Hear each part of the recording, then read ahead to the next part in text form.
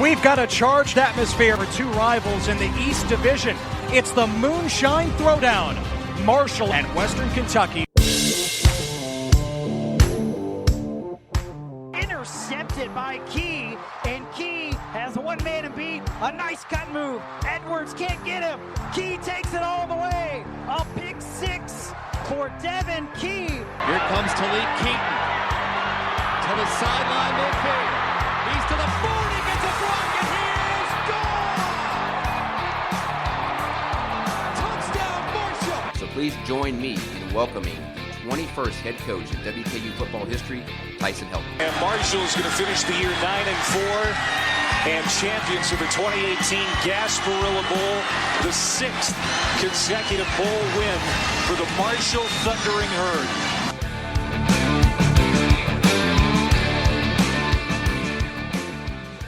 Welcome back to the Moonshine Throwdown podcast. Mixed bag of games this week again, Trace. We'll get Steven in here in a little bit, and we'll talk about that Western Kentucky win over Old Dominion. But I guess we'll start, as always, since Steve's always running a little bit late these days. We'll start with the Herd. Follow us on Twitter at MoonshineTD, at MSTD_podcast. Find the show, iTunes, iHeartRadio, Spotify. Do us a favor, subscribe, and when you subscribe, take an extra second and rate the show. And if you've got an extra 2 or 3 seconds, go ahead and leave us a review, because it really helps us out. It really helps us get found by people that may be looking for us, that may not have found us yet. So that really would help us out if you do that for us. So we appreciate it. Trace, let's go ahead and get started. I mean, Middle Tennessee, we thought they were in a rebuilding year. Apparently they are, but they had the right recipe, I guess, when it comes to the Herd. And another downer of a game played in Murfreesboro for Doc Holliday and crew. They just cannot seem to get it right there. Middle Tennessee gets the win 24-13 in a game that the Herd was favored by 5 points going in. Marshall now drops to 2-3 on the season, 0-1 in conference. Let's see. You tell me, is it better for me to read these stats, or is it better for me to turn you loose? Go ahead and do stats. Okay, so let's talk about those 4 major indicators. And this is one of those games, much like, the UAB Western game, a couple weeks ago, whatever. These indicators really, they don't tell the whole story. This is one of those games. Marshall outgains Middle Tennessee 578 yards to 401. Marshall outpossesses Middle Tennessee 33 minutes 47 seconds to 26 minutes 13 seconds. Marshall gets more first downs than Middle Tennessee, 27 to 21, and then the great equalizer rears its ugly head. Turnovers, Trace. 4 officially for the Herd, 0 for Middle Tennessee. That 4 does not count the additional 3 turnovers on downs that were in this game. So if you really want to get real about it, 7 turnovers for the Herd. 7 in a real football game. You just can't win with 7 turnovers. And really, it's quite astonishing that they only lost by 11 points, considering that the Herd had 7 turnovers. The Herd did I'm going to say, okay job. You might disagree with that adjective, but I say they did an okay job on Asher O'Hara, since he was coming in the Blue Raiders' leading passer and leading rusher. They held him to just 2 total touchdowns. I mean, he did go 17-30 for 261 yards, just 1 touchdown, and 17 carries for 78 yards and 1 touchdown on the ground. So it was just an okay job on O'Hara. The offense for the Herd moved the ball. I mean, 578 yards speaks to that, but that's about it.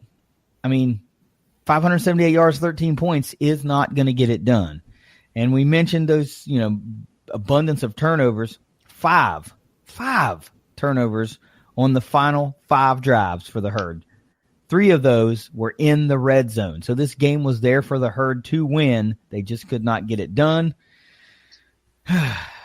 So, leading stat grabbers for the Herd this week. Isaiah Green on paper, if you can look past the turnovers, pretty decent game. 24-40, 365 yards, 1 touchdown, 3 interceptions, and 1 lost fumble. Isaiah Green accounting for 4 turnovers, all 4 official turnovers for the Herd.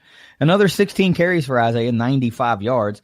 Brendan Knox, the actual leading rusher, 19 carries, 99 yards, almost got to that 100-yard level. Armani Levias, the leading receiver for the Herd, 3 catches, 94 yards, and a touchdown. That 75-yarder was the touchdown play, and it ended up being SportsCenter's top 10 number 5 play Saturday night, so that's pretty cool. Willie Johnson, 3 catches, 79 yards, and then defensively, Omari Cobb is the only guy you got to mention. 12 tackles, 12 of those, all 12 solo, 2 tackles for loss, and 1 quarterback hurry. Omari Cobb played out of his mind in that game. And then Rohrwasser, a solid game kicking, 2 of 2 on field goals, 1 of 1 on extra points. Also making you scratch your head a little bit why you didn't kick a field goal or 2 when you were down close a couple of those times. But, hey, it is what it is. So now we have reached the point in the show in the first, 5 minutes, where it has now become the weekly tradition for Trace Johnson to host a segment that might have him feeling some kind of way. So, Trace, let's talk about Middle Tennessee. Well, I think you made a really good statement there when you said Middle Tennessee found the recipe to beat Marshall. Recipe is just hope Marshall turns the ball over 4 times. Because they're good at it. They're really good at that. I mean, over the last 2 or 3 years, that's all Marshall does is turn the ball over. And I mean, I remember last year there was a stat. I don't remember what point of the season it was, but they had like 16 or 18 turnovers or 16 turnovers in like barely and about the same amount of quarters. They basically had a turnover per quarter for like 3 or 4 games in a row or whatever. I mean, that's just pathetic. I mean, you can't turn the ball over that much. But outside of that, I mean, how can you put up almost 600 total yards and only score 13 points? And the only touchdown scored was really it was a phenomenal catch, but it was kind of a fluke catch. It was kind of lucky. So, like, if it wouldn't have been for that, then they wouldn't have scored any touchdowns on almost 600 yards. I mean, that's unbelievable.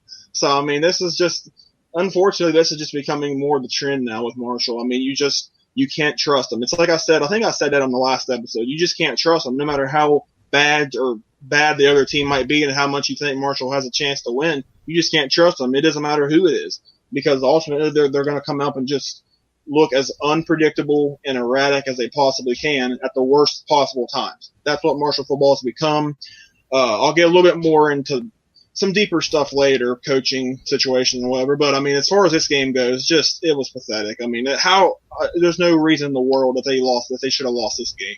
I mean, when you outgain them, you out time of possession them, you out pretty much everything except turnovers, and you lose. So, I mean, turnovers, you can't – it's like Doc says every week, turnovers, you can't have them, but yet they still have them. So when is that going to get corrected? I mean, you can only say we have to correct that so many times, and they're not correcting it. And Isaiah Green, there's a major issue there. Everybody sees it.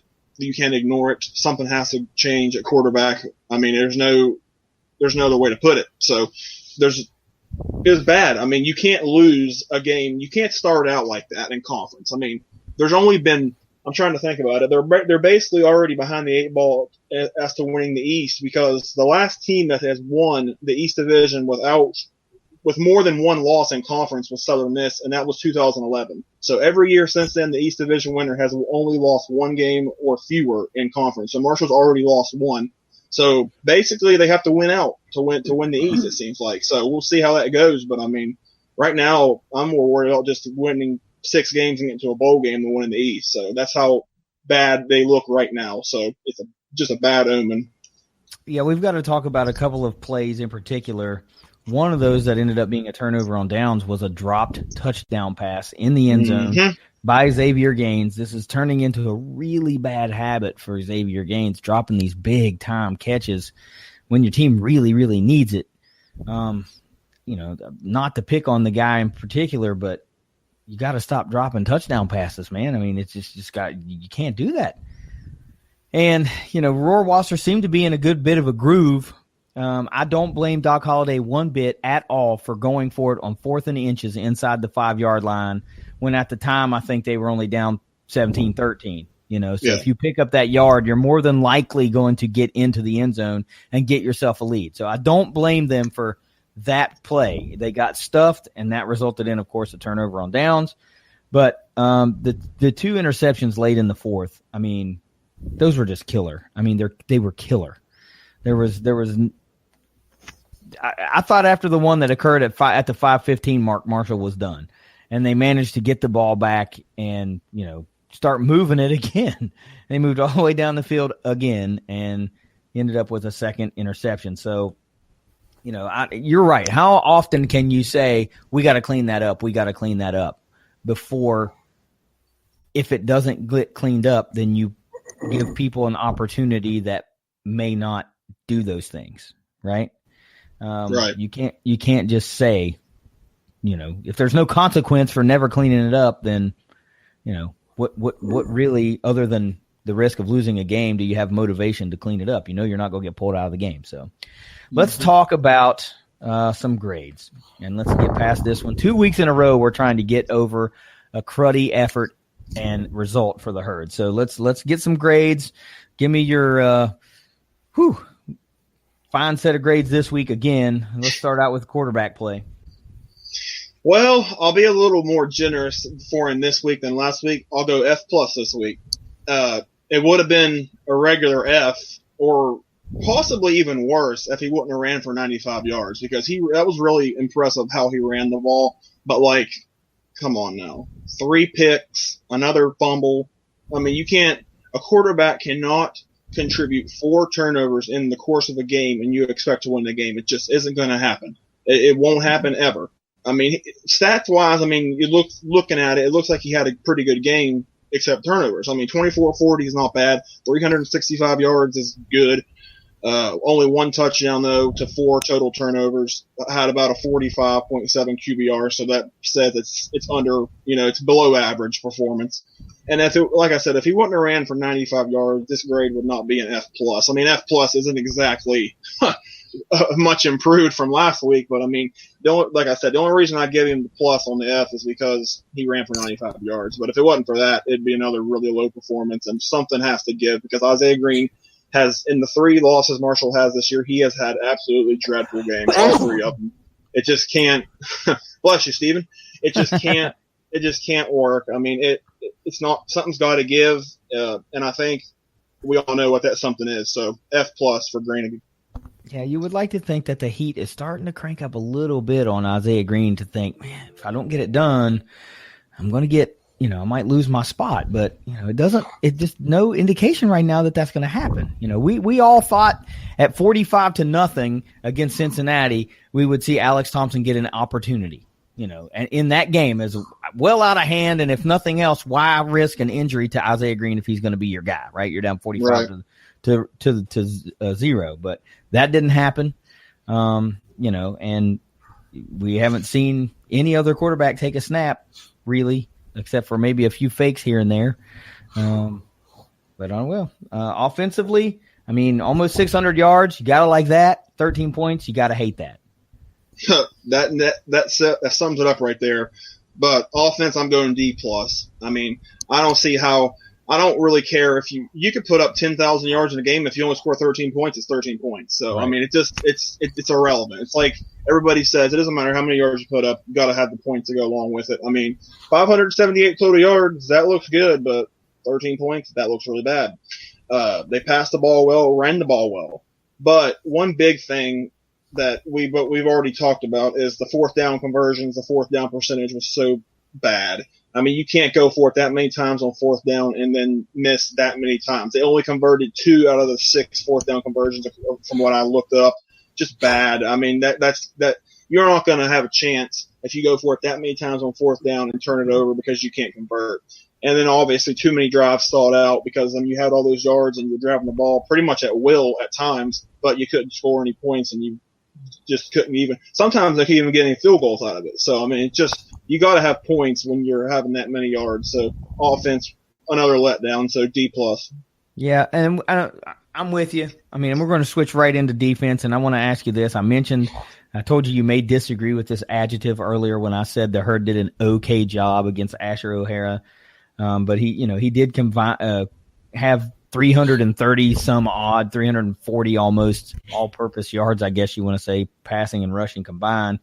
But what about this defensive effort? They still give up 400 yards. 24 points, but I don't even know how to spin it. I don't. So what about this defensive effort? Yeah, I agree with your point about them playing okay, and that's actually if there was ever a grade for okay, I think a C would be that, and that's what I gave them. That's what I gave the defense. I gave them a C. I mean, only give up 24 points. So I think that's more than manageable to win a game if your defense goes on the road and only gives up 24. I think that should be attainable for the offense to score more than that. 400 total yards. Yeah, I mean, it wasn't a great defensive performance by no means. I mean, they give up 400 total yards, 251 passing yards, 140 on the ground, but only about under 4 yards per carry on the ground as a team. So they didn't really do much on the run. Middle Tennessee didn't. Defense was put in several bad situations. I mean, when your offense has 4 turnovers, that puts the defense behind the 8 ball right there big time. I mean, they were put in some very unfortunate situations. So some of those points were because of Marshall's turnovers, obviously. So, I mean, defense, yeah, they weren't exactly spectacular, but they were decent enough to where they could have won the game had the offense done anything as far as putting points on the board. So I'll go C for the defense. Yeah, that's the only point I was going to say is that 4 turnovers is basically a massive, massive gift, so that really hinders your defense, and it's going to allow for some extra yardage to get racked up. So giving up 24, that's not bad in its own right, but giving up 24, with 4 extra opportunities, that's pretty commendable, I guess. So how about special teams, Trace? Yeah, special teams weren't bad this week. I'll go B-. I mean, it really wasn't too bad. 2-2 on field goals, so that was good. They didn't kick nearly enough field goals, which I'll save that for another point later on. But and then there was a couple weird plays. Like there was that one where they had a bad snap on the field goal and they turned it into actually a conversion at the very end of the first half. That was weird. Jackson White he was the best quarterback Marshall had out there against Middle. 2 of 2 on the day. 2 of 2. Better believe it. He played pretty good in those 2 plays, but no, that was weird. They only punted 2 times. That's surprising that Lefevre only punted 2 times. So needless to say, didn't really rack up a whole lot of yardage there, but they didn't need it because they didn't punt very much. Kickoff return and punt returns, they really didn't do anything there. They didn't really have any opportunities. Kickoff coverage was helped out this week by deeper kickoffs. That's what helped the kickoff coverage. I was saying that a couple weeks ago or whenever I said it, that deeper kickoffs would help that. So that's something that I think they need to keep going with because, I mean, their kickoff coverage team, as far as giving up yards on the kickoff, they're one of the lowest in the country. So the way to avoid that, just kick them out of the end zone, and Warwasser was able to do that. So special teams really weren't bad at all. So B- seems pretty fair for that, I think. Yeah. Warwasser's pretty consistent. Hopefully he'll get some more opportunities if the Herd can't seem to punch it in the end zone. How about okay? It's coaching time, Trace. So I'm intrigued. Again, I was intrigued for the coaching grade last week. So how about the coaching grade this week? Well, this is definitely my feeling some type of way segment for the week, always. But sorry, it's another F-. I mean, I just don't know how you can think that was an impressive coaching performance. I mean, after the fact that they got absolutely embarrassed at home after a bye week to Cincinnati, you would think they would come out and play sharper and they would make an, effort to play sharper. They didn't play sharp at all in this game. I mean, looking at the offensive game plan, it was pretty bland, like it was against Cincinnati. Not much creativity there. Didn't get Xavier Gaines the ball enough, and but to your credit, when they did try to give him the ball in that one, he dropped the touchdown. But I mean, even out that they didn't even throw him the ball hardly at all. They didn't line him up with the Wildcat hardly at all. They did not spread him around the field and get him the ball enough. So that can't happen. And then defensively, it was Chris Ripp on defense yet again. 10-yard cushions everywhere. Middle Tennessee was eating them alive with those short to intermediate passes. I mean, they just kept succeeding that the whole game. And I don't understand the point to that. If you can't stop any of it, then why would you run? Why would you give them essentially 5 to 10 yards every single play they would want it? I just don't understand that. I didn't understand it when Chris Rippon caught it back in the day. I don't understand it now. So that's got to be changed. And one of the things I didn't like as well is at the very end of the first half, after they got that crazy conversion on the bad snap on the field goal attempt and they had the ball back, I didn't like the fact that they didn't take one more shot in the end zone there. Now, I understand they didn't have any timeouts, and Isaiah Green kind of got a little bit not dinged up, but he got a pretty good licking on the play before this. But so they were kind of worried maybe he wouldn't get the ball, out of his hand quick enough. He might have took a sack and the time might have ran out. But for me, I would have taken one more shot at the end zone there. And a few people I saw tweeted that. So, I mean, all you got to do is make sure to tell him to get the ball out quicker and throw it in the end zone. I mean, it's not, it could have been avoidable, a disaster there. They could have avoided it if they would have just tried it. I mean, they got 3 points, but I would have liked to have seen a little more aggressiveness there, personally. But that's just me. A couple questionable fourth down calls, where they could have gotten a couple field goals, but instead they went for it. Like you said, the 4th and inches, I didn't mind going for it there, but I don't understand why they can't just go under center and quarterback sneak it. I don't understand. I really cannot understand how you can't have a play. When's the last time Marshall's ran a quarterback sneak? I mean, can you tell me? From under center? Not off the top of my head. No, I can't. The freaking Mark Schneider era, maybe? I mean, I don't understand. That's the easiest way to convert a 4th and inches is line your quarterback under center and have him snap it and have the whole team push him. I just don't understand why they didn't do that there. And then there was one field goal that they could have taken late in the fourth quarter when they were down 2 possessions, and this could have made it a 1-possession game, but instead they go for it and don't get it. So I didn't agree with that.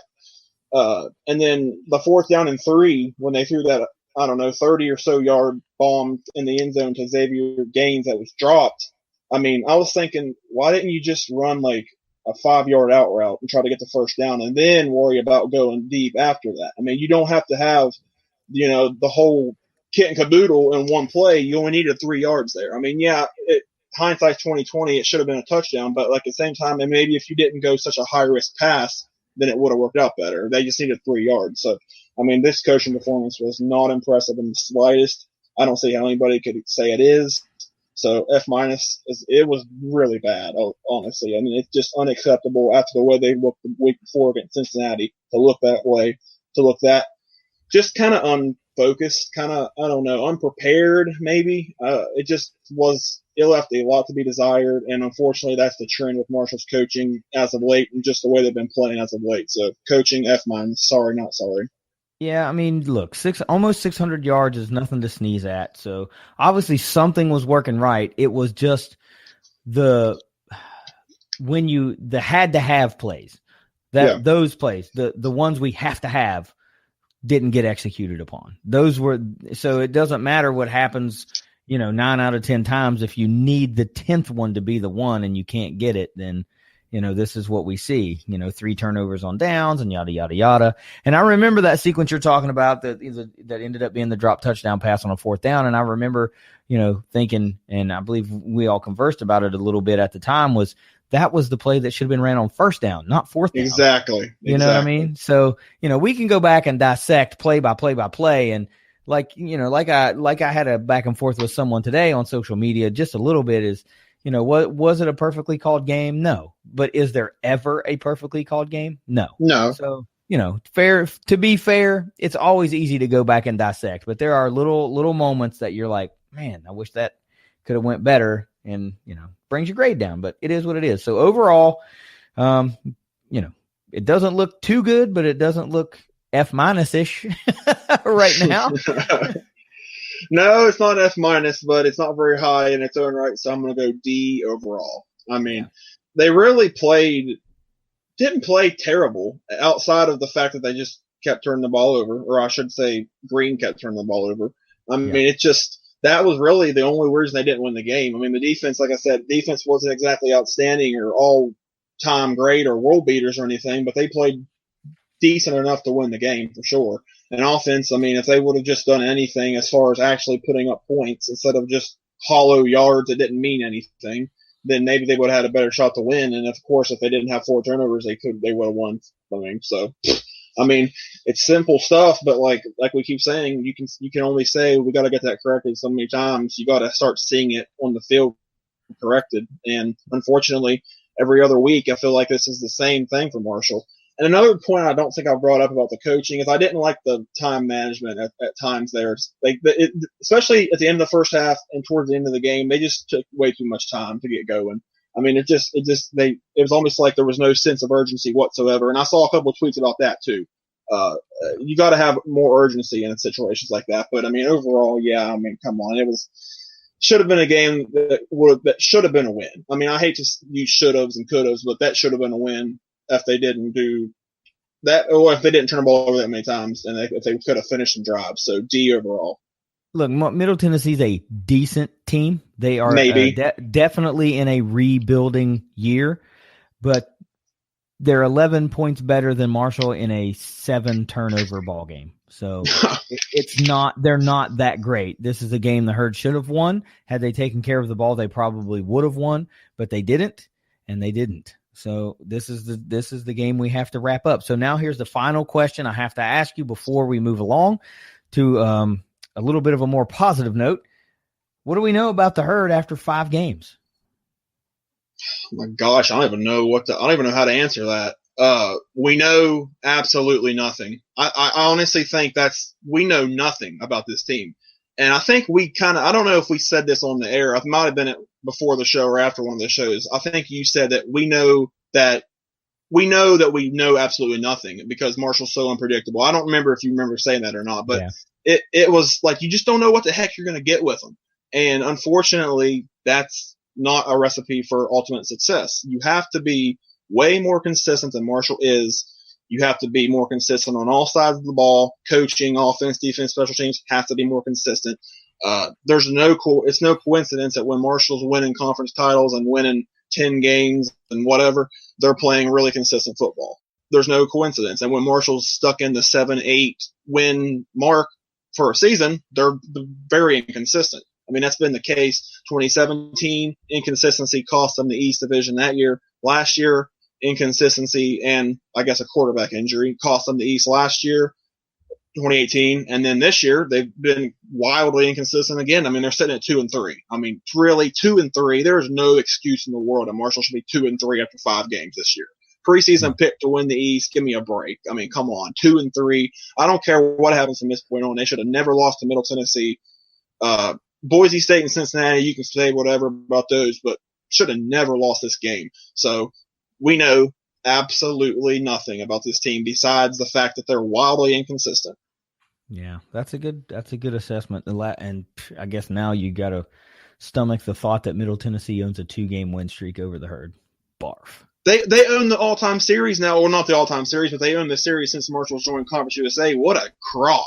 Yeah. All right. Well, I don't know. Wash the taste out of your mouth and get ready for Old Dominion because they didn't look too sharp against the Hilltoppers. So let's get Steven in here and talk about this Old Dominion team.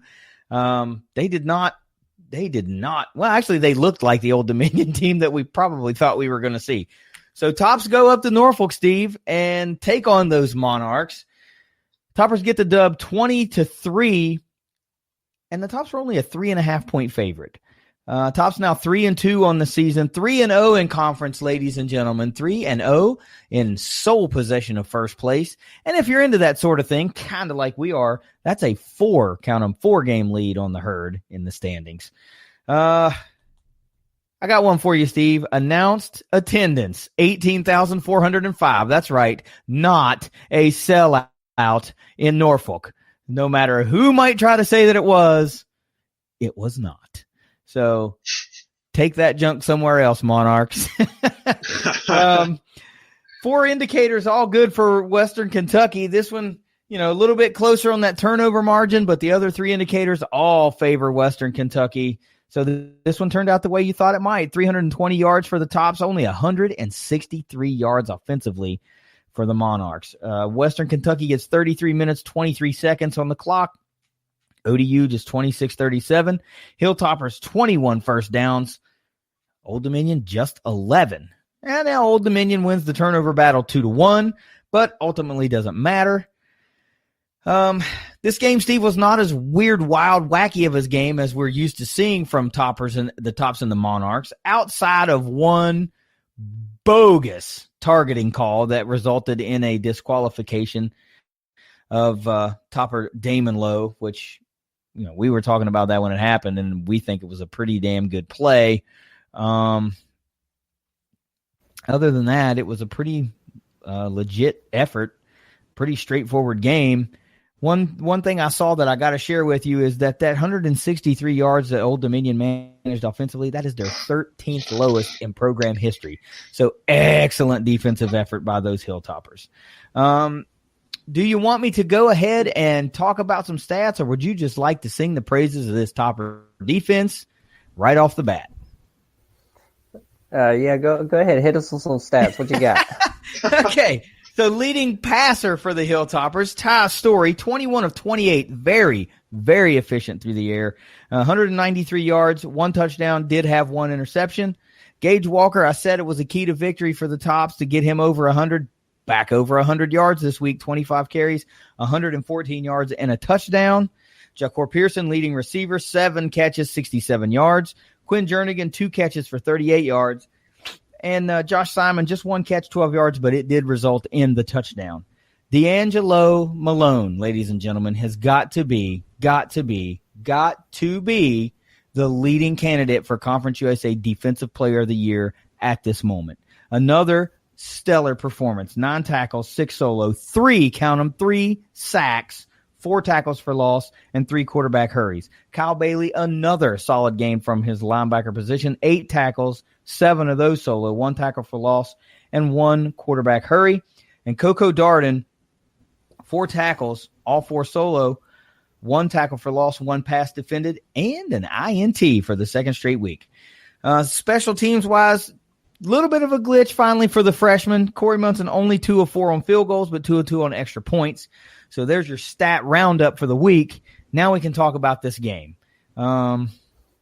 Toppers went in and won a game they should have won. So other than that, I want you to give me the particulars, what you liked and what you didn't like. Lay it all on me. Yeah, I mean, I like that the defense continued to do what they do. They were disruptive, making plays, holding what wasn't a very good team to not a lot of yards, only 3 points that they kind of gave up on a short field as it was.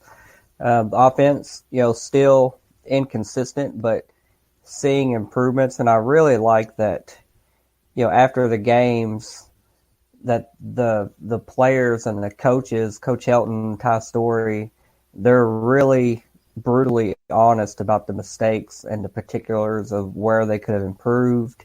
And then I really feel like they're going back to a drawing board. They're cleaning up those mistakes and getting better every week. So I'm just waiting. There's going to be an offensive explosion against somebody. They're going to put up some points. It's going to click. It's going to come together.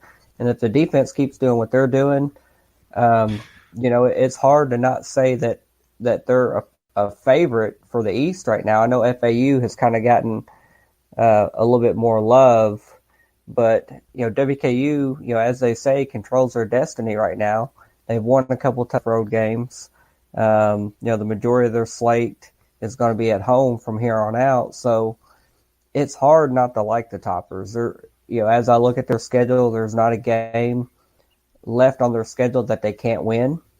Now, I'm not saying they will win them all, but that defense and the offense improving really leaves a really optimistic taste in my mouth. Granted, it could be a big letdown, any week from now, but I think we're starting to see an identity on this team, which is just amazingly disruptive on defense. The best defense we probably have had since we've been FBS. And hopefully if the offense even catches up and even gets semi close to average, watch out. The sky could be the limit. You could see your CUSA East champions and possibly, win the division if they keep just doing what they're doing, playing high right now. Yeah, no doubt. I mean, this team is obviously built around the defense, and, man, they are fun to watch. I mean, if you like defense, I don't care if you hate Western Kentucky, but if you like defense, this is a fun one to watch. That is no doubt. This defensive line is unbelievably athletic. They are so, excellent word you use, disruptive. These linebackers, very, very athletic and fast. And the secondary is just I don't know how I don't know how to explain. At times they're ball hawks. At times they're playing excellent coverage. I mean, they're really doing it all. And another thing that I like the point you made is that the coaches and players will talk about specifics of what went wrong and what they didn't like and what they're going to work on, and then they flat go work on it and try to fix it. So that's really an underwritten, refreshing thing that we don't get enough of in college sports. So Topper fans, I hope you appreciate the candidness of Coach Helton, because that's a rarity in this college football world.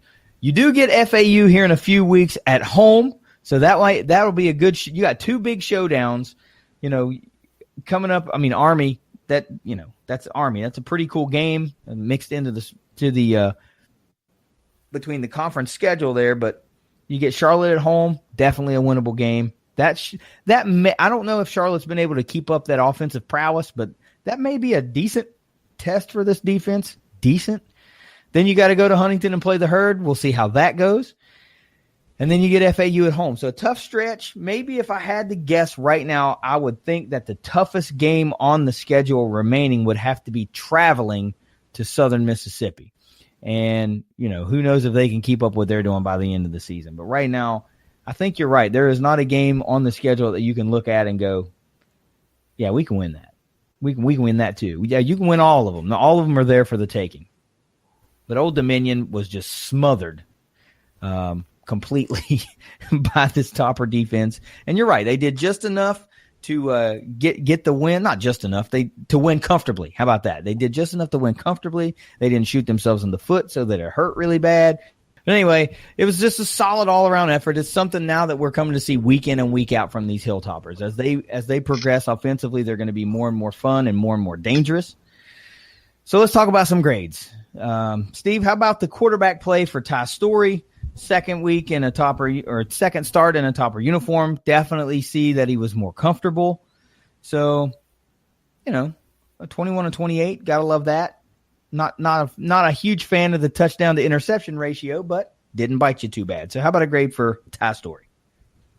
Yeah, I'm gonna give him a B plus. I mean, there were still a couple plays that he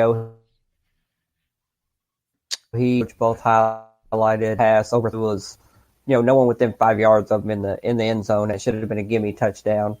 And then taking basically a bad sack that turned into a fumble, that turned into a recovery that put us basically out of field goal range, taking points off the board, when at some point, those points are going to be a luxury, and we're going to need those points to pull out a close game, and turnovers are going to bite us eventually. But I still think he had a pretty good game. He looked more comfortable. He made a lot of solid throws, a lot of good plays with his legs even. So, getting better. I see him getting more comfortable, repetitions with the guys. And, definitely a B plus is warranted for Ty Story. Can't wait to see, his continued growth this year. Yeah. I mean, solid grade, solid effort, solid game. Week in, week out, getting better and better. So, like to think his best football in a Topper uniform is still ahead of him. So how about offensively as a whole? I mean, 320 yards of offense doesn't blow you away, but a 20-3 win, you'll take that any day of the week over 587 yards offensively, I would think. They did what they need to do when the game was out of reach. They start handing the ball off and putting the game away. Let Gage Walker go over 100 yards again for the third time out of 5 games, I do believe. So, still opportunities to execute better. So I'm going to give the offense in total a B for a pretty good game. Still looking for more points to eventually hit the board, but I feel that's coming. I feel that is coming real soon. Yeah, I'd like to see that pushed up around 30 points a game. It'll make me feel a little bit more comfortable, but hey, as long as you keep racking up dubs are dubs, and that's all that matters. Defensively, I mean, what is there else to say? Yeah, I mean, those guys are carrying the team. I mean, it just goes without saying, D'Angelo Malone is probably the best defensive player in the conference right now. One of the better ones in the nation right now, just statistically and what he's doing. The defense has moved up to number 44 in the S&P rankings by Bill Connolly, in the top third of the nation. And that's considering where they started after game 1, which was very low. So, maybe looking at a top 25 defense the way they're playing right now, and they're getting an A+ for their last couple games worth of performances, and then putting it all together, holding Old Dominion to 3. And they got a big test coming up that, I know we'll preview it, but, really going to need that intensity, that focus, that discipline to continue going forward, because I think it'll take us a long way if it does. But A+ for the ODU beatdown. Yeah, no doubt there. A+. It's like a running theme for this defense. So how about special teams this week? Yeah, we a couple field goals were missed. We kind of highlighted those. One of them was that a 51-yarder, which it looked like it had the disc, but we just kind of put Munson in a bad position by taking almost a bad sack that turned into a fumble and a recovery. Lost a lot of yards that just can't happen, and that's already kind of been discussed ad nauseum. And then the other one kind of caught me off guard. Kind of looked like we were playing for a field goal. We were on the left hash, and we, instead of running the ball to the middle of the field, the center of the ball, we ran further to the left and made it, a really awkward angle kick that Munson ended up missing. So, I hate that he missed him. He's still got a heck of a leg. He's a freshman. He's going to get a lot more opportunities to get game experience and knock those through. Luckily, they didn't cost us, missing a couple kicks. So, a C, an average performance, missed a couple kicks, but still overall, you got to like what they're giving you every game. They're not costing us any games by any means, or putting us in bad field position, or the kicking game, punting game, kick returns, anything like that. So just to see average game for those guys. One note about that kick you're talking about, the 51-yarder, plenty of leg. That could have been good from 55, 56 yards. It just got pushed a little bit wide. So the kids got the boom in the leg, man. Coaching effort this week against Old Dominion. Man, I loved it. Cranked up some good plays. The play calling, there weren't as many head scratchers.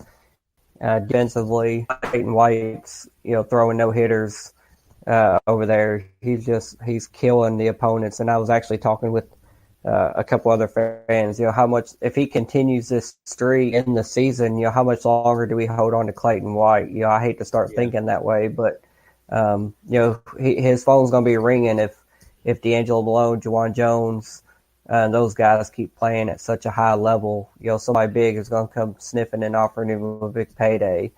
So definitely, I give the coaches an A. Great job for improving, them being just real and candid, and not just giving you those fluff answers of we got to do better, we got to fix those mistakes.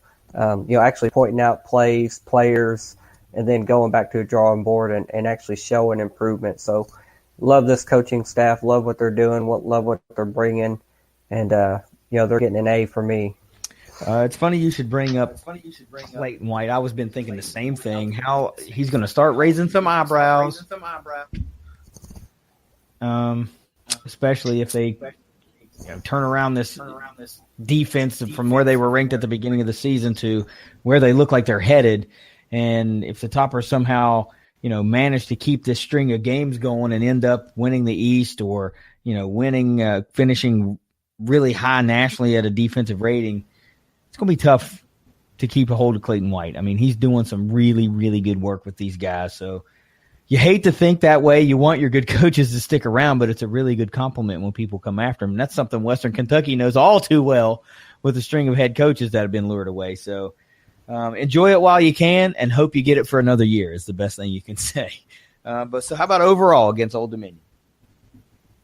Yeah, overall, I give the guys an A. The only thing dragging them down was a little special teams average score. So everything else, it was a solid win. It never really felt like it was in doubt. There was a early interception and an early fumble, but the defense stood tall on both of those and held them to 3 points on short field. So feel really good. Know we got some tough matchups coming up, and really kind of like the direction that we're going, and obviously where we're sitting right now in conference at 3-0. So definitely an A overall. Top's stringing together some really, really nice games this year. It's got to be A, a relief, and B, really enjoyable. So here's the big question. I asked Trace, and I'm going to ask you, what do we know about these Hilltoppers after 5 games? I mean, after 5 games, we know that, the game 1 implosion looks like it was, just a fluke. To me, what I've thought is that they got too aggressive, too wide-eyed. The back end just was looking to sneak up and make big plays and out of position and undisciplined. And since then, I mean, they've been rock solid. A couple missed plays and tackles in the Louisville game that we talked about. Probably going against better athletes, bigger athletes, faster athletes. Other than that, in conference, against conference competition, you got 2 right now in conference play. So, really solid. I think they're only behind UAB in that area. This defense in conference play is going to prove to be dominant. Looks like it's going to be one of the best, if not the best, in the conference. And that started with the D-line, the linebackers, and then the secondary stepping up and just, being disciplined, making plays, good coverage, not getting burnt and giving up chunk plays. So we know that the defense is going to lead this team as far as it goes. They say defense wins championships. Offense decides how much you win by. So I think that's exactly what we're seeing. And until, they get burned and somebody can prove me wrong, I think that's how this season's going to go, is however far this defense takes them. Yeah, I think you're right. As long as the defense stays healthy and none of these key contributors miss extensive amounts of time, there's no reason to believe that the Toppers are going to start fading. But for me, what do we know about the Toppers after 5 games? That game 1 seems like it was last season. It's now how the trajectory has gone. So that speaks to the development that these guys have had in the last month or so, the refocus and the retooling. And I use the term galvanization of this team. As a matter of fact, I was talking about that with somebody on social media earlier. They were talking about that game, and I was like, maybe this is what they needed to, they took that punch and they got refocused and galvanized, and now look what's happening. So, week 1 seems like it was forever ago. That's what I know after 5 games. All right, Trace, get yourself ready, because on the other side of this break, we are going to preview the Herd and Old Dominion. The Monarchs got to come to Huntington, so we'll see if Marshall can get it right and get a win against a pretty bad team. Hang with us on It's the Moonshine Throwdown podcast. 3-0 in Conference USA. Monarchs playing their first league game. Play action pass. Story over the middle has Simon. Touchdown, Western Kentucky. Joshua Simon, his 4th touchdown of the season. And it's 19-3 Western Kentucky. All right, welcome back. It's time to do some previews this week, guys. Old Dominion coming to Huntington, West Virginia to take on the Herd in a game that the Herd really, really has to have, Trace. They really must win this game. Old Dominion is not a good football team right now, and the Power Index and Vegas explain that. Power Index likes the Herd 89.8% chance to win. The Herd right now is minus 15.5. That ought to tell you how utterly stagnant Old Dominion is as an offense. Old Dominion 1-4 on the season. Their lone win over Norfolk State, which we talked about last week as we previewed this game against Western Kentucky. And, of course, all the losses. Virginia Tech, UVA, East Carolina, and now add Western Kentucky to the list. The all-time series, Trace, 4-1 in favor of the Herd. And Marshall has won the last 2 in a row. Old Dominion managed to clip the Herd in 2016 during that abysmal 3-9 season. ODU has never won a game at Jones C. Edwards Stadium, so the Herd's got that going for them. The average score, by the way, of games in Jones C. Edwards Stadium, there have been 2. Average score of those games are 31-5. So the Herd seems to historically play well against Old Dominion at home.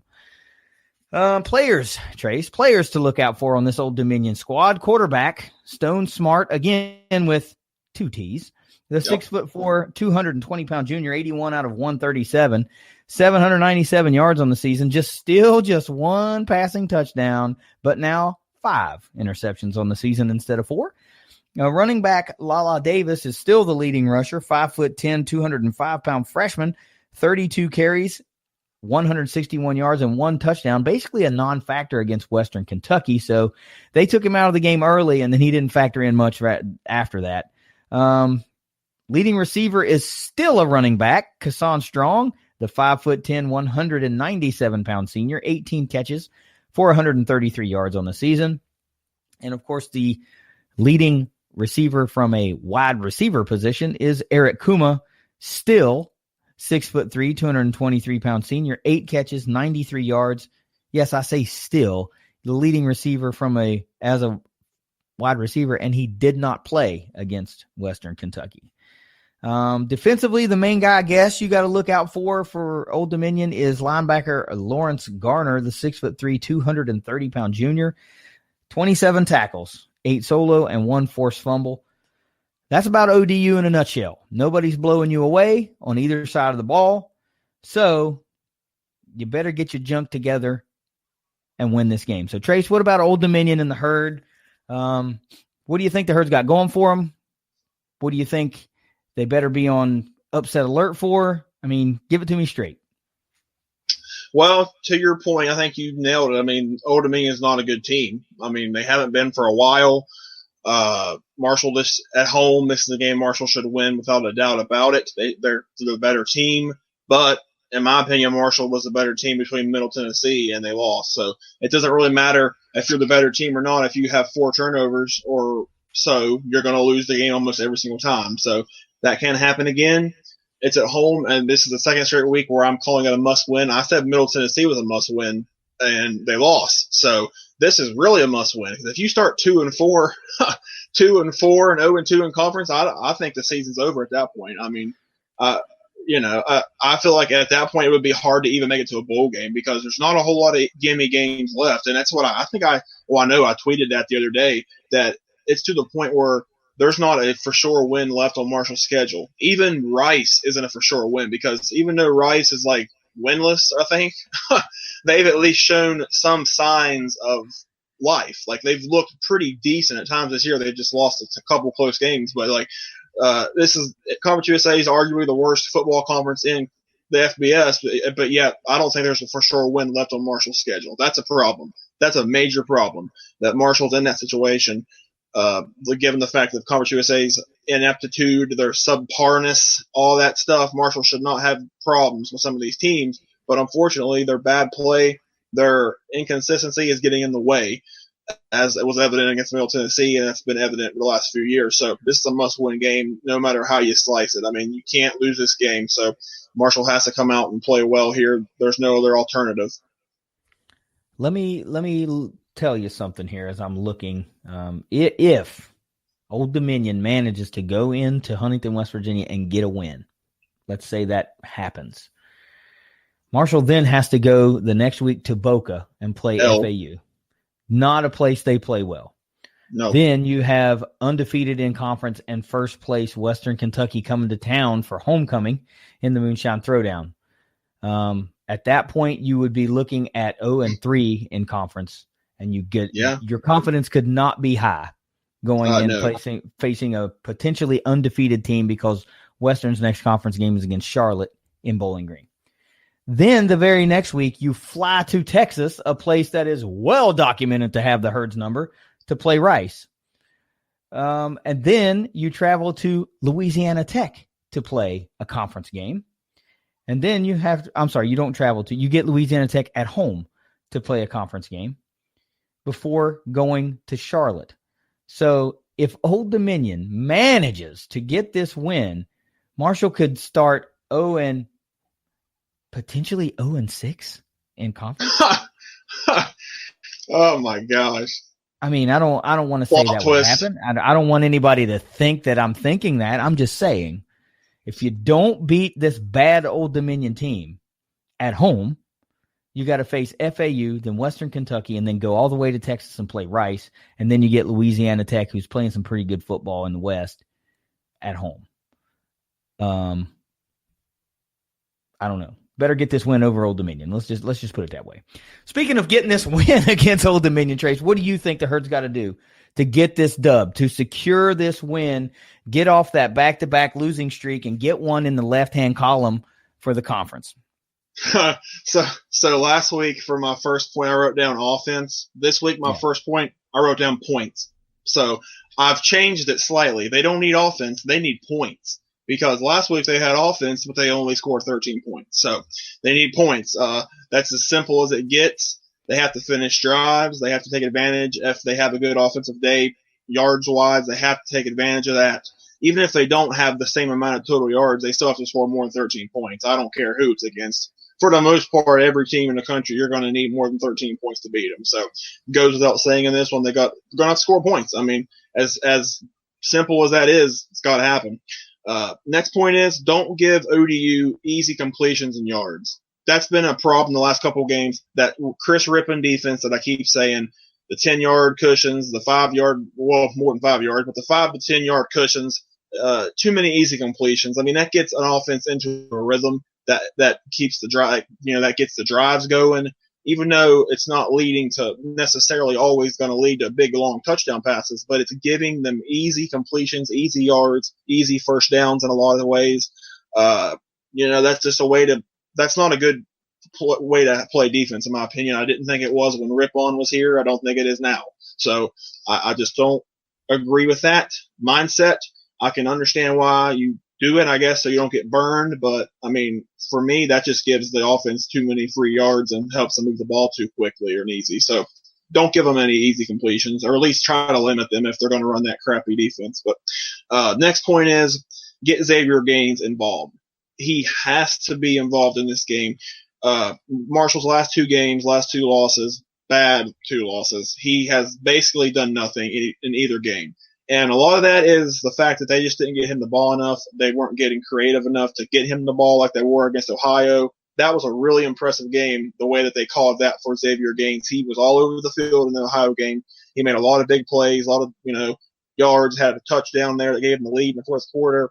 He even played good against Boise State. So, I mean, you really have to have Xavier Gaines. I think he's by far their most dynamic player on offense. He has to get involved.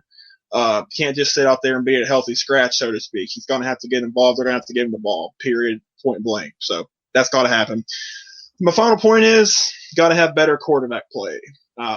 Don't know really how else to say that. Got to have better quarterback play. You can't Isaiah Green can't throw 4 interceptions. He can't throw 3 interceptions. He can't play like he's been playing. He's been really bad the last 2 games. And I tweeted during the Middle Tennessee game, and I was saving it for this point. I really believe they need to start Alex Thompson. I know that might be a hot take, but I really think they need to start him in this game because Green he's so mentally worn down over the last couple of games, and he's not sharp. I mean, it's just, something's off. Like, you can just tell his body language is not good. He's looking down.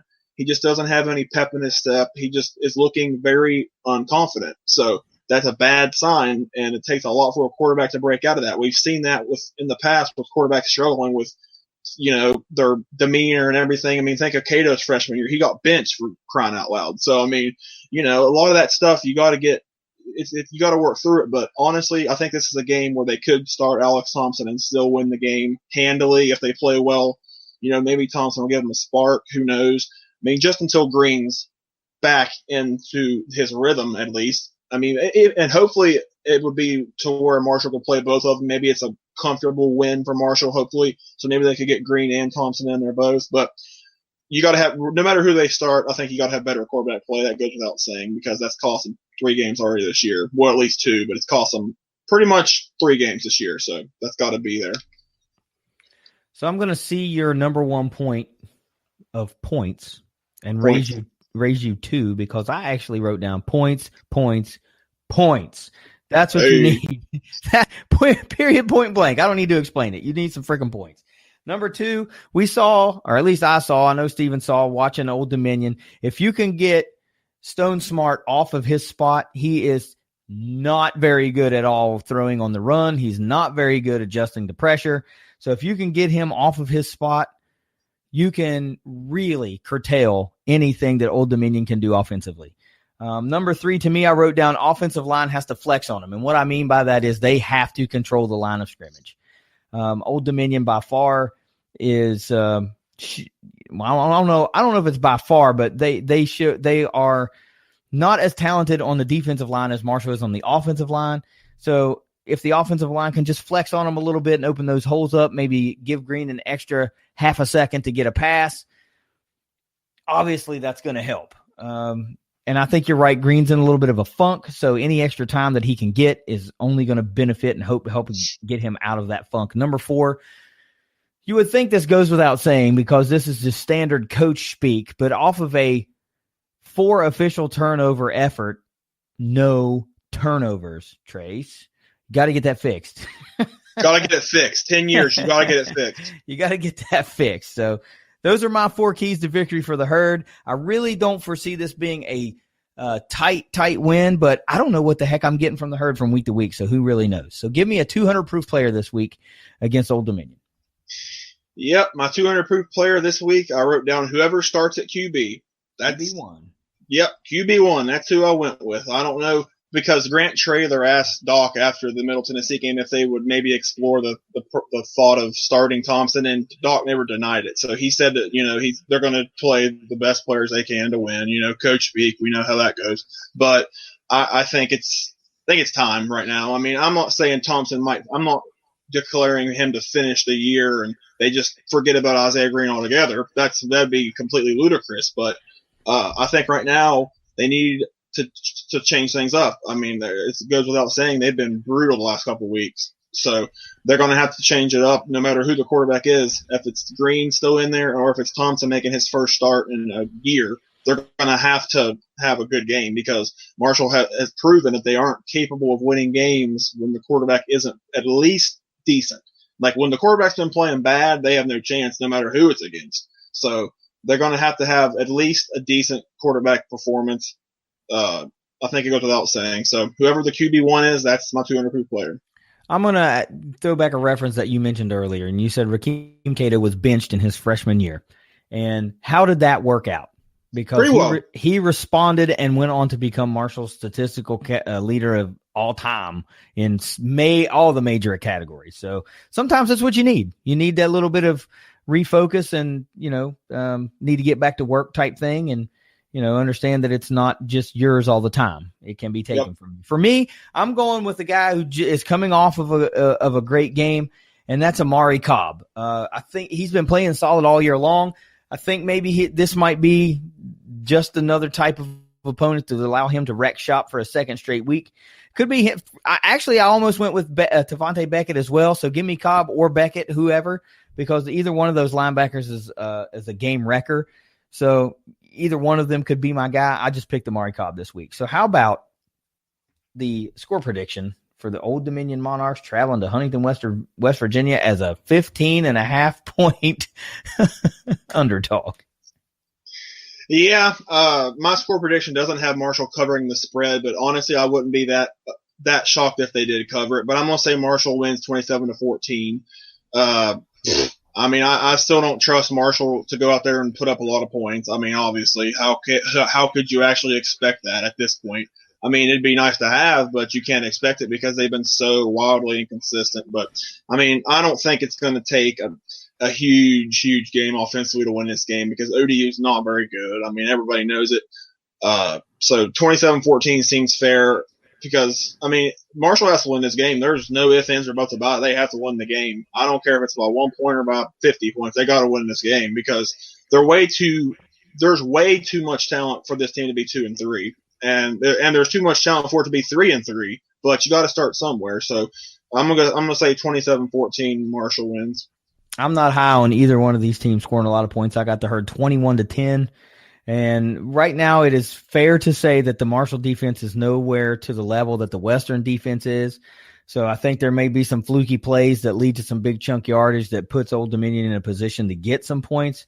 I don't know that they ultimately will be able to cash in on all those opportunities, but I think they will at least a couple of times. So give me the Herd 21-10 in, a much, much needed victory.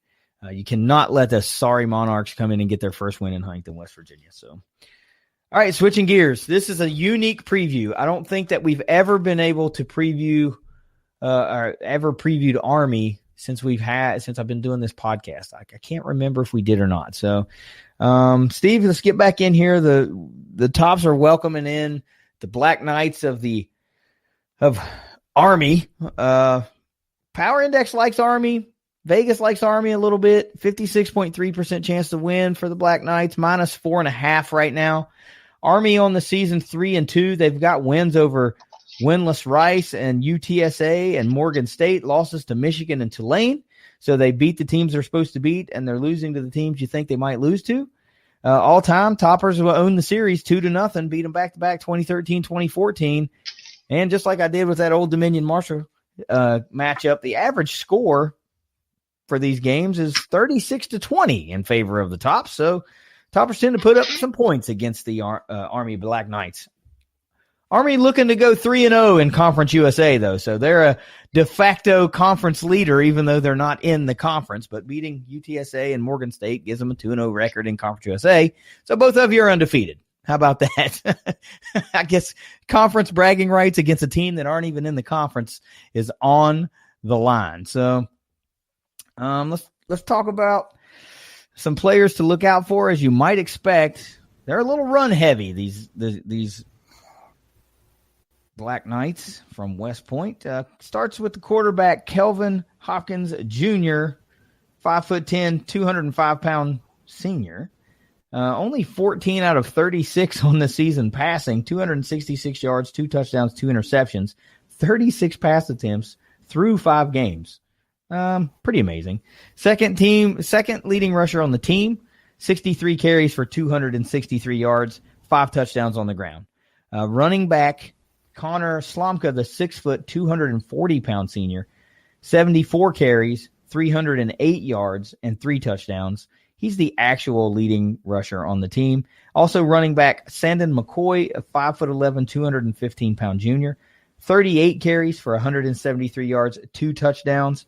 I mean, if you want to talk about receiving, their leading receiver is a running back, just like Old Dominion. Artis Hobbs the 4th, 5'9", 175-pound junior, only 4 catches on the season, 142 yards and a touchdown. The leading receiver from a receiver position is Camden Harrison, the 6'2", 195-pound senior, 6 catches, 115 yards, 1 touchdown. One note about Army, 8 players have at least 1 rushing touchdown on this team. That's pretty astonishing. Defensively, you're going to want to look out for 2 guys in particular. Linebacker Cole Christensen, the 6'2", 225-pound senior. He's the guy racking up all the tackles. He's got 49 of them on the year, 31 solo, just 1 sack and 1 forced fumble. But defensive back Elijah Riley is probably the best all-around defender that this Army squad has. 6', 205-pound senior, 30 tackles, 22 of those solo, 3 sacks, 2 forced fumbles, 1 fumble recovery, and an interception. So it goes without saying that Army's a running team, Moff. We know that. So very interesting matchup. It's going to be strength on strength. The Army rushing attack against the Topper defense. I'm interested to see how you see this game. So let's talk about Army coming to Bowling Green. Yeah, I mean, I'm really excited. Plan on being there. Like you said, we haven't played them since 2014, and that was with a historically bad defense. I mean, we were bottom 120 in the nation in defense, and I think we beat them 52-14. Really, Nick Holt and company did a great job defensively. I really hope that, and I know that Helton and staff will go back and watch some of that game to kind of see what we did to be so successful, limiting them and points they scored. And I know we're going to also watch a lot of tape this year of what they've done. They've been very inconsistent. Just checking in on Twitter with some of their accounts. Their fan base is kind of wishy-washy about what to expect from them. I know Vegas, and ESPN don't like the Tops a lot, but I don't see us getting out-athleted and outplayed. We know what they're going to bring to the table. We know what they're going to do.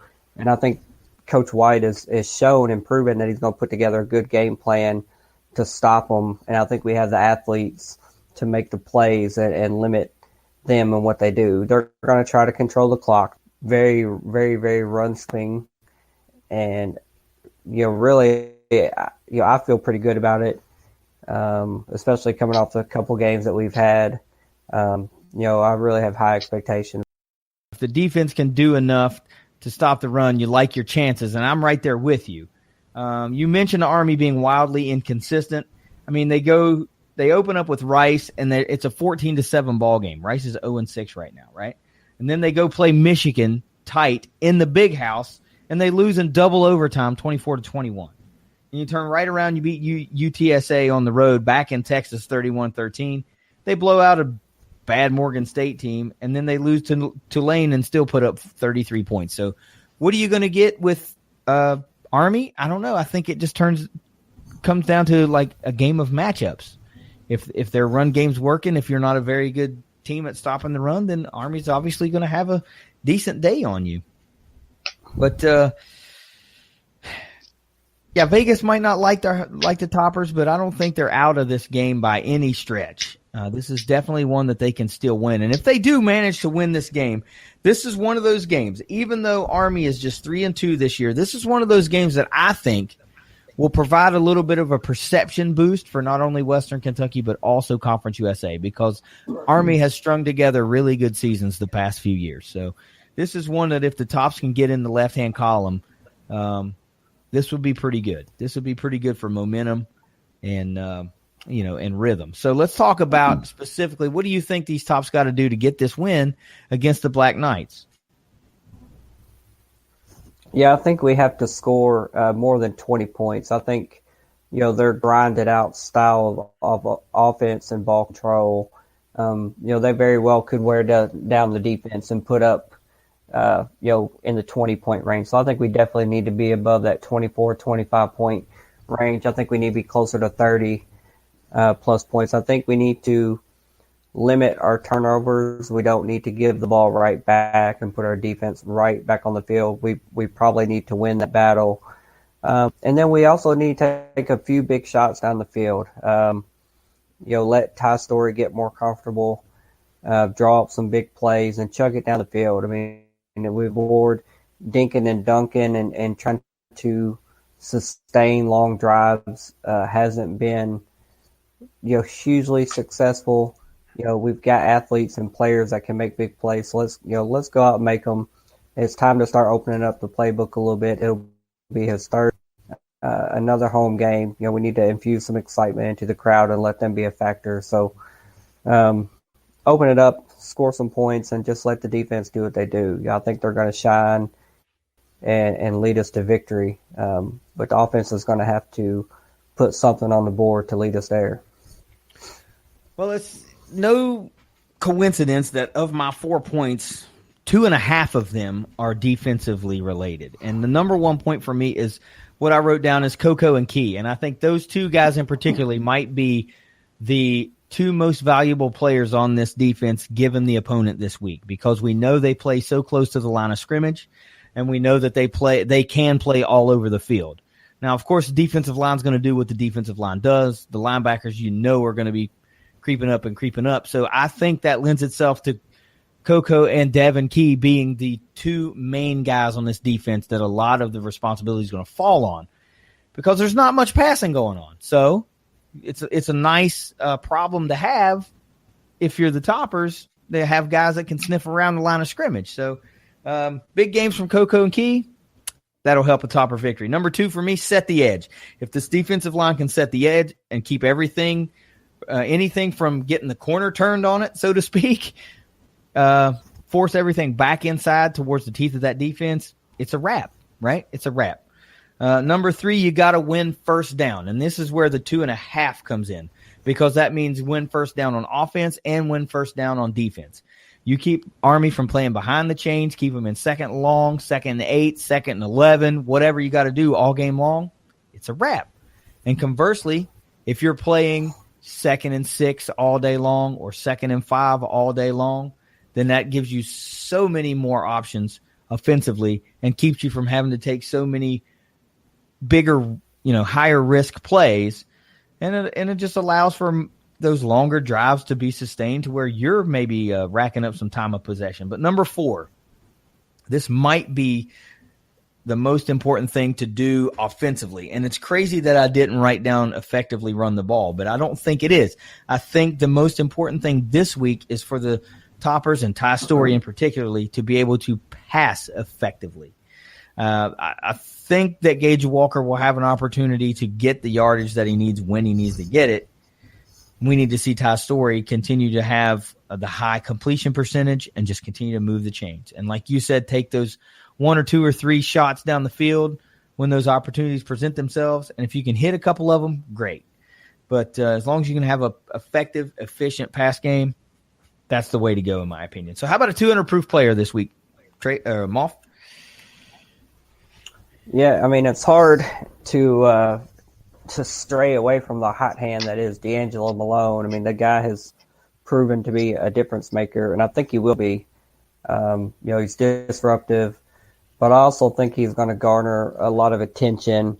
And, he's kind of asserting himself now to the point where teams are going to pay extra attention to him to try to game plan to keep him out of being disruptive, which may lend itself to their guys having more opportunities and mismatches. So I'm going to go actually with somebody on offense. I'm going to go with quarterback Ty Storey. I think I think collectively they're going to have a great game. You mentioned Coco and Key. I think Kyle Bain. I think the linebackers, Hunter, is going to have a good game. Jawan Jones, Damon Lowe, if he gets to play, the whole game, or if it's just the second half, I think those guys are really just going to do their thing. But I think Ty Storey, third start, put some points up, break the 30-point barrier. And I think we're going to do that because Ty Storey and it'll start pulling their weight, so to say, and backing up this defense, making things a little bit. I think Ty Storey is going to be very, very important this week, and what's going to be a tough, just grinding game for both sides of the ball. Yeah, I'm going offense again this week as well, and I hate that I'm giving D'Angelo Malone the LeBron James treatment, whereas we know how awesome he is, so now I have to pick somebody else. But that's what I'm doing. I know he's the guy that's going to give me a quality effort every week, and he's going to show up in the stat line.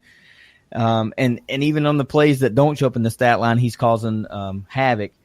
Give me Ja'Cour Pearson this week. I think that might be the guy who goes has a very big game, ripping big plays across the middle, racking the yaks, as I like to say.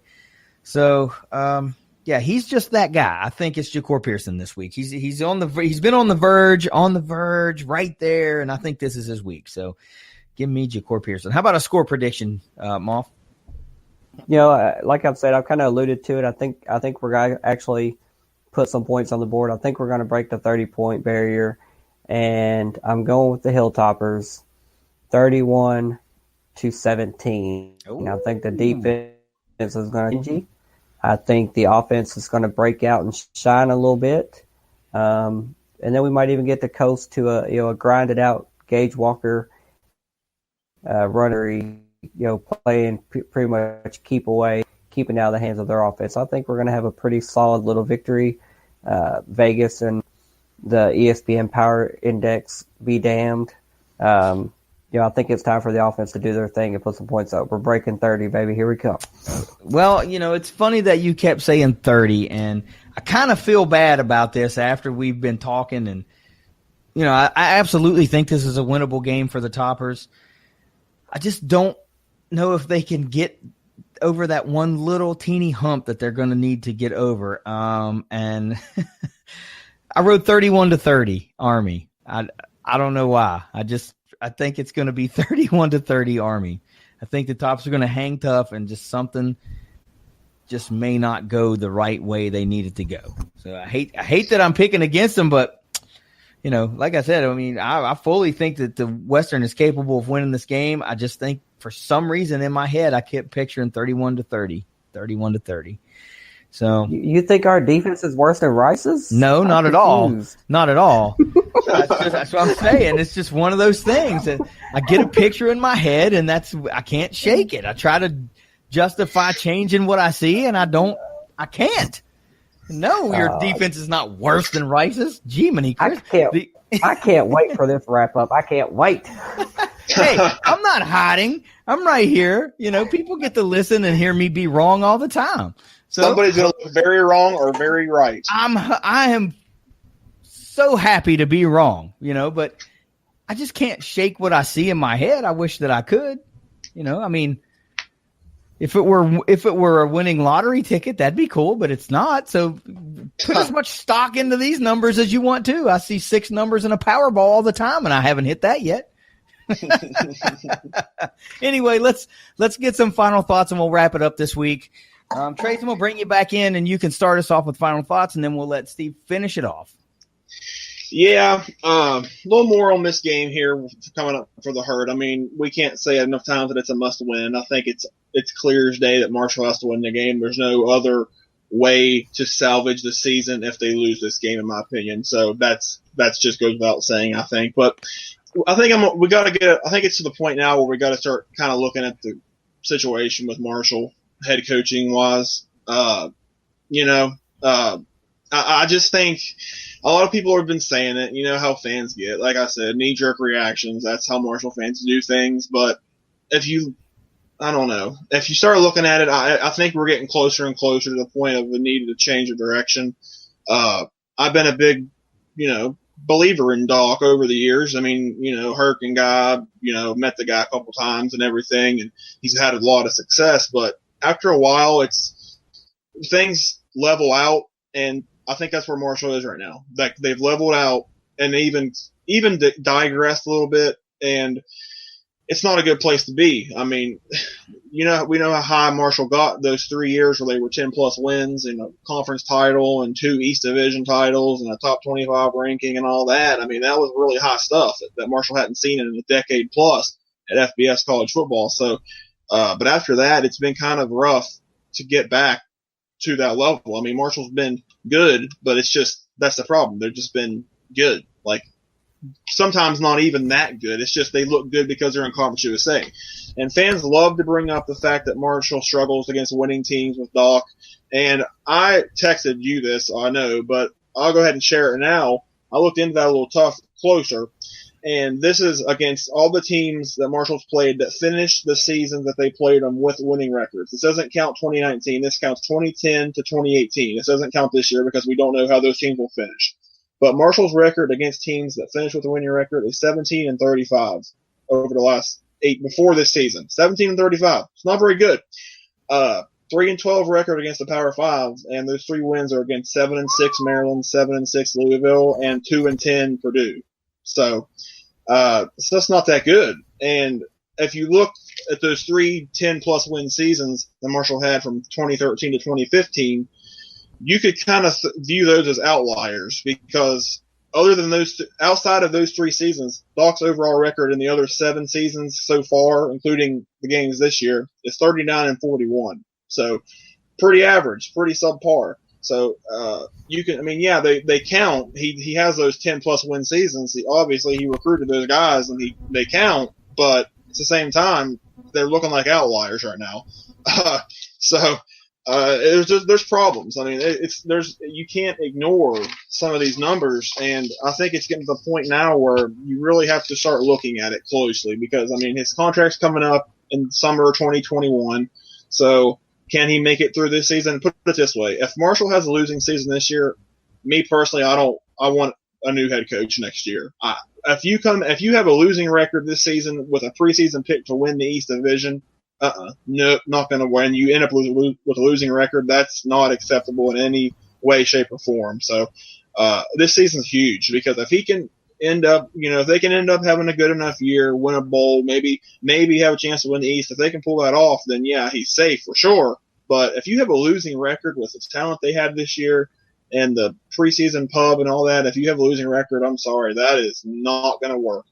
And there's no other way that you can describe it. So this is gut check time right here. This is make or break. I don't like calling for head coaches' jobs or anything. I'm not one of those fans, but I'm telling you this right now, it's getting to the point where they're going to have to really step it up because, I mean, I don't think he's going to be fired. I think, like we've said, I think the only way that he's gone is if he retires or, bows out gracefully in his own way.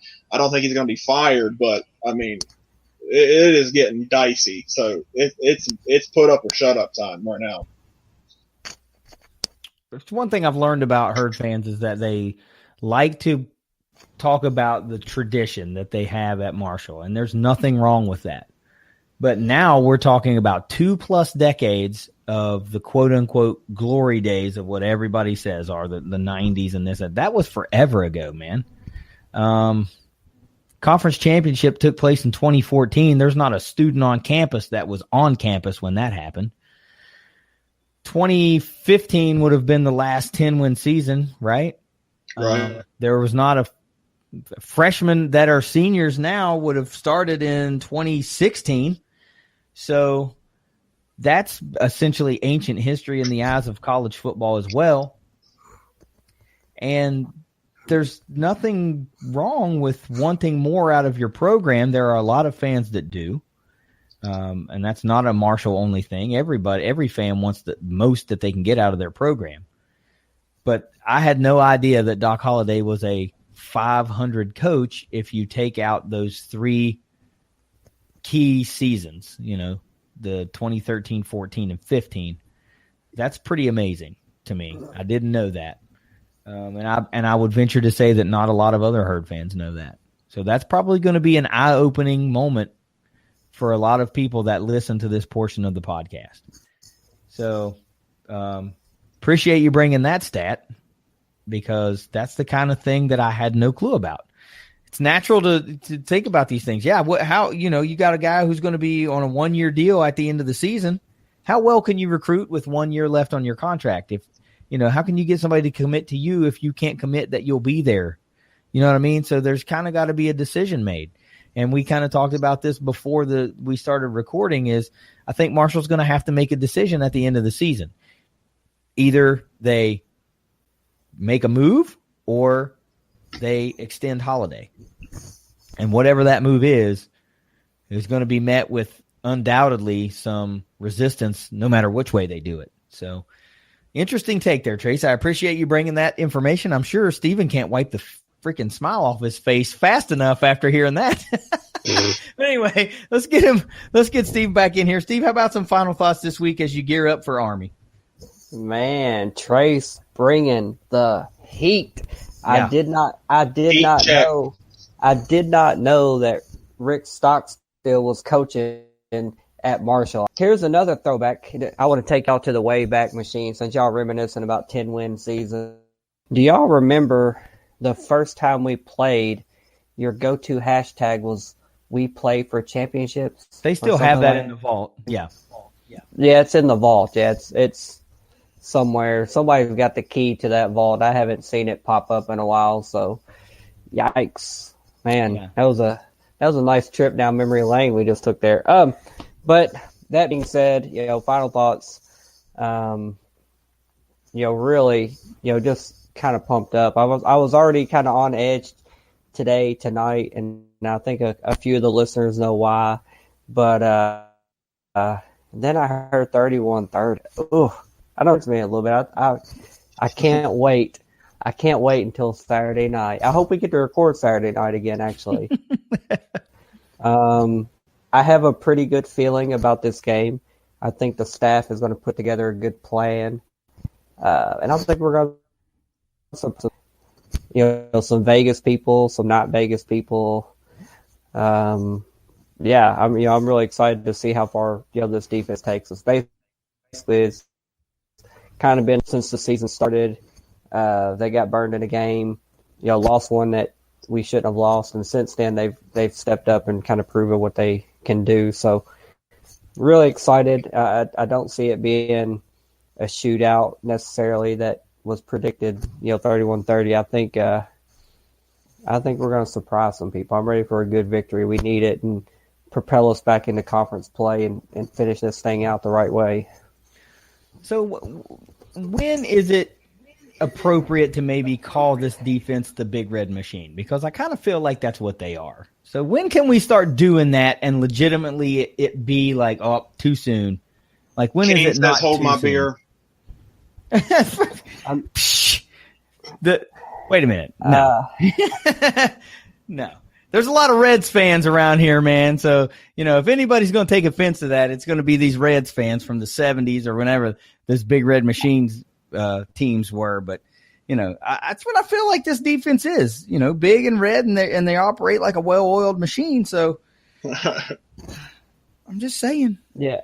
I mean, I think it'll be, I think closer to season's end. I mean, if they're wrapping up a Conference East championship and still just, holding teams to, 14 or under points, 10 or under points, which is kind of, might become commonplace if they keep playing at the level they are, getting some takeaways and just shutting down run games. I think kind of that gauntlet of Marshall, FAU, MTSU are going to be really telling. Even though MTSU isn't great, I've been impressed by their quarterback O'Hara. Marshall has proven they can put up yards. Whether they follow that up with points, we'll see. And then FAU's the prohibitive favorite right now as it stands, so to speak. I think if they keep doing what they're doing by season's end, that might be the thing. They might be the Big Red Machine officially. Well, I mean, I don't want to waste the whole season and only use that at the end. How about if they happen to crack the top 30 nationally in defense? Can we start doing it then? Oh, I mean, after they shut down Army 31-30, I'm sure they'll be in that discussion. Listen, might drop them off a little bit. I will not apologize for my score prediction. I cannot control what comes into my head. If I could, then God knows where I'd be at this point in my life. But right now, I can't control what comes into my head, and probably even less so control what comes out of my freaking mouth. It's going to be 67-66, actually. Nope. You're canceled. Sorry. Hashtag that. You're fired. Book it. Now, if that happens, something went drastically wrong with this defense.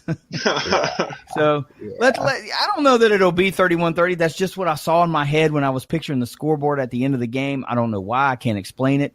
I can't. Yeah, absolutely. This defense is better than Rice, but I don't know, man. It could just be a freaky run, a couple of runs. I don't know. Pick six, scoop and score. I don't know. I don't know why I see what I see. But when it comes back and it's freaking whatever you said, 31-17, all right. Throw it back in my face. It's fine. I'm a big boy. I can take it. Right? That's all right. So let's get out of here this week. Another good slate of games. Must win for the Herd. Like to see if we can keep the wheels churning in Bowling Green, no matter what happens in Western Kentucky this week, that they will remain in first place in the Conference USA East Division. So to get to live up top all alone for another week at least. So until next week, Steve, take us out. Go Tops. Trace. Go Herd. We will see you next week. That's the Moonshine Throwdown podcast. Later.